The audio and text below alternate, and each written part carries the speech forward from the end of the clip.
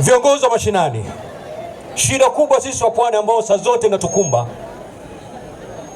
ni kitu kimoja kinaitwa hatuna mashauriano.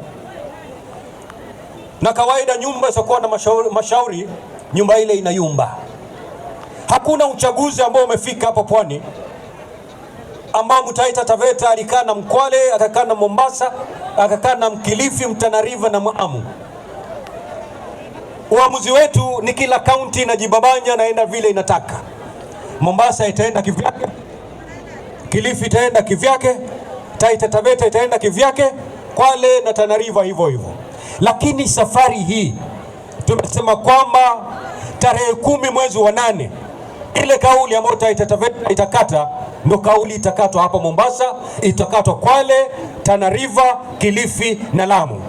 Tunataka sisi wa Pwani tarehe 10 mwezi wa 8 tuwe na sauti moja. Tukisema tunaenda left, sote tunaenda. Tukisema tunaenda right, sote tunaenda. Na ndio maana kufanikisha jambo hilo ni muhimu nyumba ya Mpwani ikae ifanye mashauri.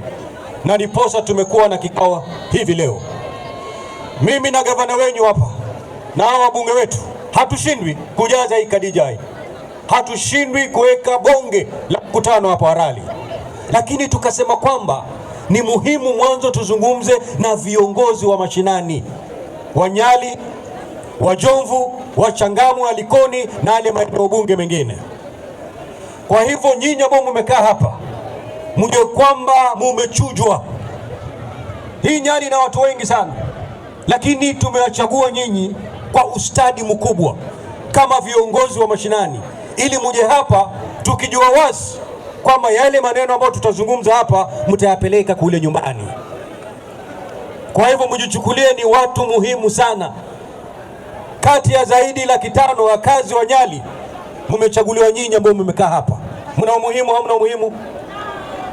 Kwa hivyo nawasihi viongozi wa mashinani wa eneo bunge la Nyali, ujumbe huu ambao viongozi wetu wametupatia utibaki hapa kiwanja cha Khadija. Mkitoka hapa muwe mabalozi ya kupeleka ujumbe huu. La pili, kumekuwa na porojo nyingi sana, porojo nyingi. Ukiingia kwa mitandao ni kama Mheshimiwa Ruto hana lolote analofanya.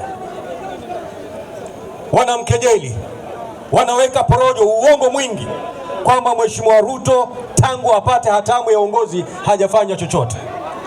Mimi nataka niwaambie hivi viongozi wenzangu, hawa viongozi wote waliosimama na kuzungumza hapa, kila mtu amesema tutam kwa Mheshimiwa William Ruto, si ndio? Ni tujiulize ni kwa nini tunasema tutam. Manake lazima tuwe tuna sababu. Hatuwezi kuimba tutam tu bila sababu. Na zile sababu ndizo zimefanya sisi tuje hapa ili tutizungumze kibaga kiwaziwazi. Ili ukienda kule mashinani ulizwe mamake Khadija, mbona unasema tutam kwa William Ruto? Unasema na sababu yangu ni hii na hii na hii na hii.